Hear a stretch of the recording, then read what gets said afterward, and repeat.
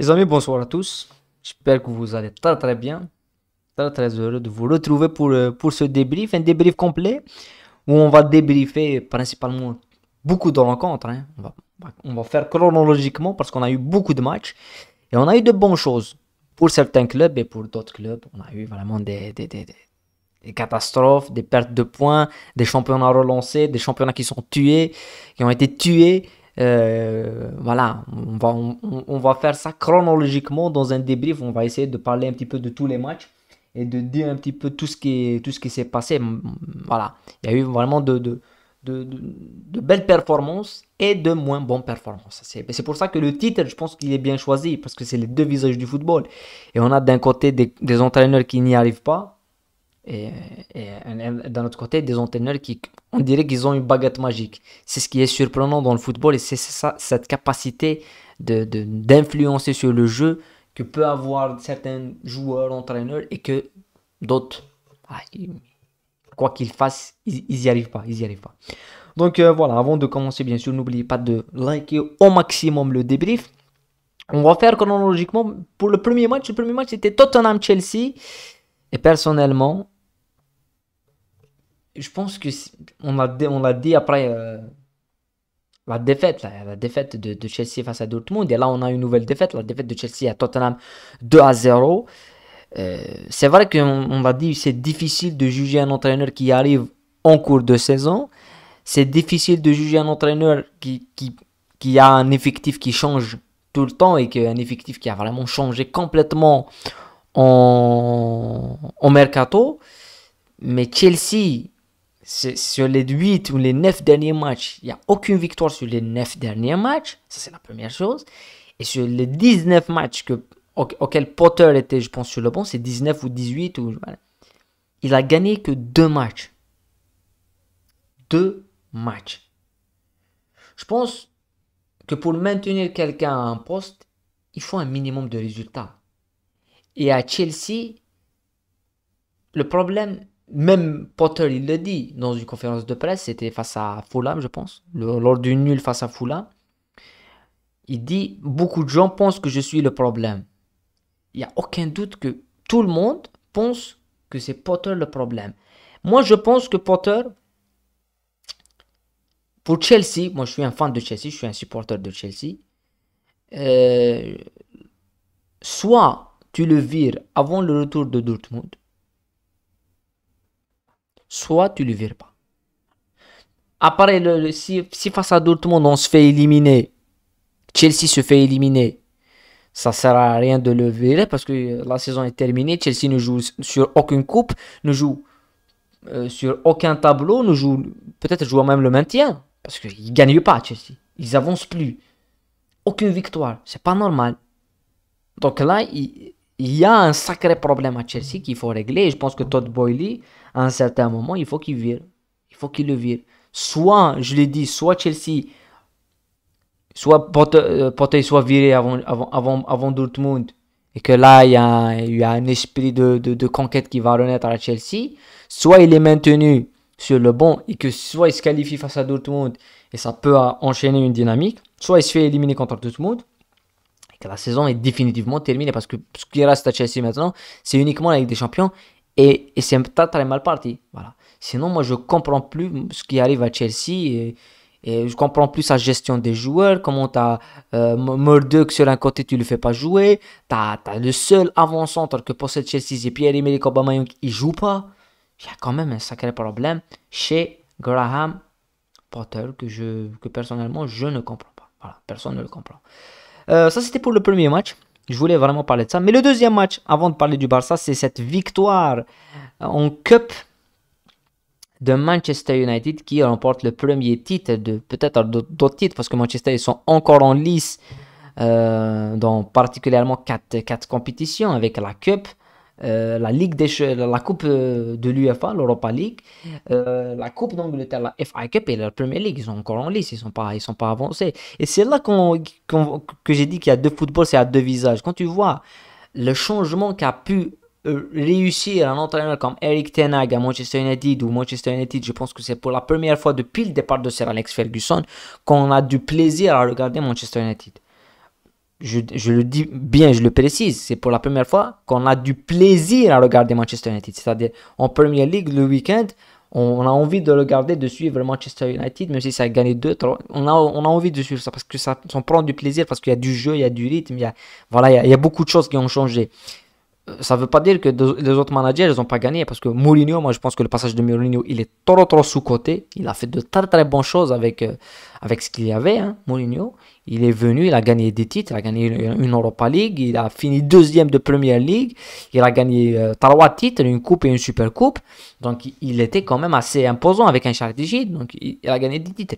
Mais le Manchester United, c'était une équipe ennuyeuse. Vraiment ennuyeuse. Mais là, on voit avec un entraîneur qui réussit à redynamiser Manchester United et à la rendre plus attractive. Et avec des joueurs, le symbole de cette équipe de Manchester United, c'est ce monsieur-là. Carlos Casemiro, le match qu'il fait. On l'a dit avec Manchester United, on a débriefé Manchester United. On a débriefé Manchester United face à Arsenal. On a débriefé Manchester United en championnat face à Leeds. Et on l'a débriefé dans un autre match, je ne me rappelle plus, c'est Leeds aller-retour, je pense, les 2 matchs du championnat. On a dit qu'il y a un Manchester, on le sait tous, il y a un Manchester United avec Carlos Casemiro et il y a un Manchester sans Carlos Casemiro. Et quand Casemiro il est sur le terrain, c'est autre chose. Il est capable de mettre du rythme. Et la manière avec laquelle il défend, il a changé Manchester United. C'était le joueur qui manquait au milieu de terrain. Ils l'ont trouvé. Et après, on a des joueurs qui sont en super forme. On l'a dit, Marcus Rashford. Enfin, on a parlé de Manchester United quand il a joué contre le Barça et même avant. Donc, ils sont en forme. Et il y a cette dynamique. Il y a le côté entraîneur. Il y a Lisandro Martinez. Il y a tout. Voilà. Donc, c'est ça. Il y a Ten Hag, comment il a changé Manchester United. Et Potter, comment il n'arrive pas à gagner un match. C'est pas du tout normal. Et quand on continue avec les managers, il y a eu la deuxième défaite du Barça en Liga 2, 1-0 face à Almeria. Et Xavi, il est peut-être un peu responsable de cette défaite. Xavi, il est responsable de cette défaite parce que il a fait du turnover. Xavi. Il a fait du changement dans son effectif avec Araujo sur le banc, Koundé sur le banc, mettre Sergio Roberto sur un côté. Moi je l'ai dit, à chaque débrief du Barça, soit cette saison, soit l'année passée, soit même avant, quand il y avait même Messi, hein, je le disais et je le dis toujours, quand je viens débriefer le Barça, moi je ne comprends pas, je n'arrive pas à comprendre que quelqu'un m'explique qu'est-ce que fait Sergio Roberto sur le terrain. Sergio Roberto, c'est fini. Sergio Roberto, tu le vires. Moi, je ne comprends pas comment Messi est parti du Barça. Sergio Roberto, il est toujours joueur du Barça. Il joue, il est titulaire, il joue sur un côté. Sergio Roberto, tu le vires. Par principe, pour avancer et pour régler le plus gros problème du Barça, c'est un problème de personnalité, tu vires Sergio Roberto et tu dis fin de saison, Sergio Roberto, Jordi Alba, comme Piqué il est parti, même Sergio Busquets, même si je pense que Sergio Busquets il est indéboulonnable à Barcelone, voilà, ils vont partir. Il doit avoir un changement. Et le match il était très logique. On a débriefé Real Madrid à Majorque. En Espagne, c'est un schéma qui est traditionnel en Espagne. Les équipes qui jouent face au Barça et face au Real, c'est des équipes qui vont jouer en bloc bas et qui vont s'appuyer sur une défense assez regroupée et sur un axe qui jouent le tour de contrôle et ils sont très grands de la taille. Ils jouent en transition rapide, en contre-attaque avec des joueurs qui peuvent tuer une action tout seul. Et c'est ce qu'a fait l'équipe d'Almeria, de Mallorca. Une situation et pas 2 défenseurs. Et l'un des choix les plus surréalistes de Xavi, c'est de mettre et Eric Garcia et Christensen, qui sont des joueurs qui sont incapables de couvrir un espace avec de la vitesse. C'est des joueurs plutôt techniques, mais avec une qualité physique d'un attaquant qui va vite. Ils sont cuits, c'est des tortues. Il les a mis ensemble. Il aurait pu mettre soit Araujo, soit Koundé dans l'axe, ce qu'il n'a pas fait. Il pensait au Real Madrid, il a fait un turnover, il le paye cash. Voilà. Et même en deuxième mi-temps, on a senti qu'il est tombé dans le piège. Xavi et le Barça, ils sont tombés, surtout Xavi, parce que c'est lui qui doit faire des choix. Il est tombé dans le piège du match qu'a mis Ruben, l'entraîneur, un ex-Barcelonais, Ruben, un ex-Barcelonais qui a entraîné l'Espagnol, qui a entraîné, je pense, Girona, si je m'abuse, je parle. Non, mais c'est espagnol, ça c'est sûr. Non, Betis, il a entraîné le Betis. Il a fait ce schéma qui était simpliste, mais Xavi, il a toujours cherché à jouer sur un côté et à faire des centres. Alors que ça ne pouvait pas passer. Parce qu'on a parlé de points forts de cette Almeria et de toutes ces équipes, c'est justement la combativité dans l'axe, et qu'il n'a pas utilisé une seule seconde l'idée de frapper de loin. Le Barça, moi je ne l'ai pas vu cadrer une frappe tout au long du match. Donc pour moi, il est responsable, Xavi. C'est pas que moi. Hier, on a parlé du Real Madrid. On a dit Real Madrid. Il y a quelqu'un qui m'a dit sur un commentaire, il m'a dit comment on peut critiquer Ancelotti, comment tu peux critiquer Ancelotti. Je critique pas Ancelotti. Je dis juste ce que dit Marca, ce que dit As, ce que disent tous les spécialistes comme Maldini, comme même des spécialistes espagnols et Chiriguito, et comme même Pedro Riol. Tout le monde, depuis même l'année passée, quand le Real Madrid a gagné avec des champions, Ancelotti, tout le monde lui demandait de partir. Parce que c'est comme ça, il y a des failles tactiques qui sont assez claires. Si Vinicius, Benzema ne sont pas en forme, il n'est pas en forme. Et là, Xavi, c'est la même chose. Et ça fait partie du football aussi. Hein. Les individualités, les joueurs, ils changent les matchs. Hein. Ils changent les matchs. Et donc, ça se paye cash pour le Barça qui perd un point, perd 3 points. Mais un point sur le Real Madrid, il y a 7 points maintenant d'avance. Je pense que le Classico, il arrive vite. Et c'est lui qui va décider. Le Classico de la Liga, c'est lui qui va décider. Si le Real Madrid s'impose au Camp Nou, on aura 4 points. Donc la Liga est typiquement relancée. Si le Barça l'emporte au Camp Nou face au Real Madrid, le championnat est plié. Donc voilà, ça nous permet d'avoir un Classico électrique. Voilà. Pour finir, le classique de la Liga avec le PSG qui se déplace à Marseille dans un match qu'on attendait avec beaucoup d'intérêt. On attendait ce match-là parce qu'on a vu un match de coupe. On a débriefé d'ailleurs le match de coupe qui était énorme, surtout du côté marseillais. Pressing contre pressing.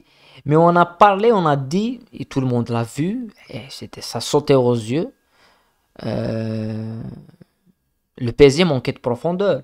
Il n'y avait pas de joueur, et on l'a vu face au Bayern. Et le joueur qui améliore ça, et qui est l'un des meilleurs joueurs en profondeur, c'est Kylian Mbappé.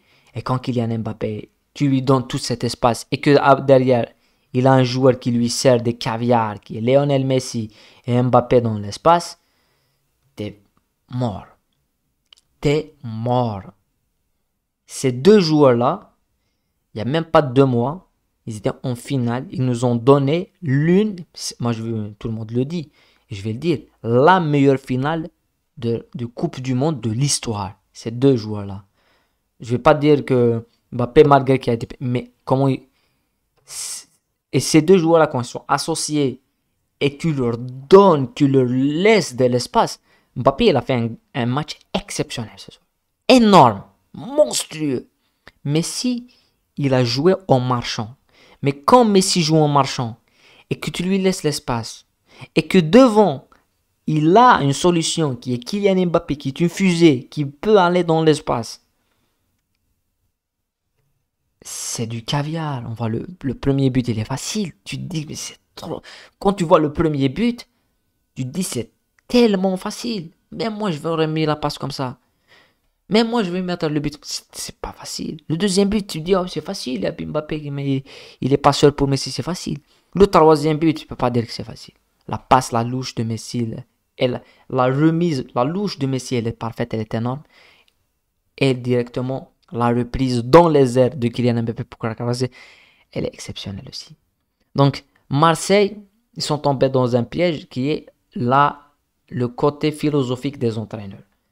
Et il y a des entraîneurs, ceux qui réussissent le mieux dans le football, à part une exception, il y a une exception, c'est Pep Guardiola. Pep Guardiola, il joue toujours comme il le veut, avec sa philosophie et tout, et il gagne toujours. Enfin, il ne gagne pas toujours la Ligue des Champions, il n'a pas gagné la Ligue des Champions depuis qu'il est parti du passé, mais il est toujours présent, il gagne toujours le championnat, il est toujours là. Mais pour les autres entraîneurs, si tu n'es pas pragmatique, si tu n'arrives pas à t'adapter à l'adversaire à un certain moment, parce que ce soir, jouer comme tu as joué face au PSG pour Tudor, remettre le même schéma, la même intensité, c'est bien, c'est très bien, moi je suis d'accord. Mais en coupe, il n'y avait pas Mbappé. Là, il y a Kylian Mbappé. C'est pas la même chose. C'est pas la même chose. Messi et Neymar, on les a vus en coupe. S'il y avait Mbappé en coupe, le PSG se qualifie à l'aise Parce qu'il y avait certainement un problème de profondeur au Barça et au PSG. Il y a Mbappé. Messi, il peut pas courir autant. Mais Mbappé, il peut. Et là, la seule idée qu'a trouvé Tudor, c'est de mettre Eric Bailly au marquage de Mbappé. C'est pas normal. C'est pas normal. Eric Bailly, avec tout le respect qu'on a, qui n'est même pas top 20 ou même top 30 défenseur d'Europe. Eric Bailly n'est pas top 30. On peut trouver, en Ligue 1 seulement, on peut trouver 10 joueurs qui sont peut-être mieux que lui. J'abuse, mais en Europe, on trouverait. Calmement, on va trouver 30 joueurs qui sont meilleurs que lui. Et lui, tu mets en 1-1 pour couvrir Mbappé dans une temp. Mais il est mort. Il va être mort. Donc moi, je le savais. J'ai parié sur une victoire du PSG. J'ai parié sur une victoire du PSG, sur un but d'Mbappé, même sur une passe de Lionel Messi. Hein. Parce que c'était clair que Tudor ne va pas changer sa tactique et que le PSG, là, ils sont dans leur élément. C'est-à-dire que profondeur, de l'espace, Messi passe, Mbappé but. Après, t'as Mbappé passe, Messi but et après... La Ligue 1 est morte, voilà. La Ligue 1 est terminée. Le PSG, je pense qu'ils l'ont gagné. C'est terminé. Il y a plus de choses. Il y a plus quelque chose à ajouter. La Liga est peut-être relancée et encore relancée. Et en Angleterre, on va attendre des autres performances parce que on n'a pas vu, on a vu une victoire du City, de Arsenal. Ils sont au coude à coude, mais c'est le match de retard de Arsenal qui va nous dire est-ce que Arsenal. Moi, je pense qu'ils vont la gagner, Arsenal. Parce que le faux pas qu'a fait City face à Nottingham n'était pas logique. N'était pas logique, voilà. Voilà, les amis. On arrive à la fin. Quel est le match que vous avez suivi? Votre débrief, votre analyse. Et voilà, on a vu quand même un super samedi, un super dimanche.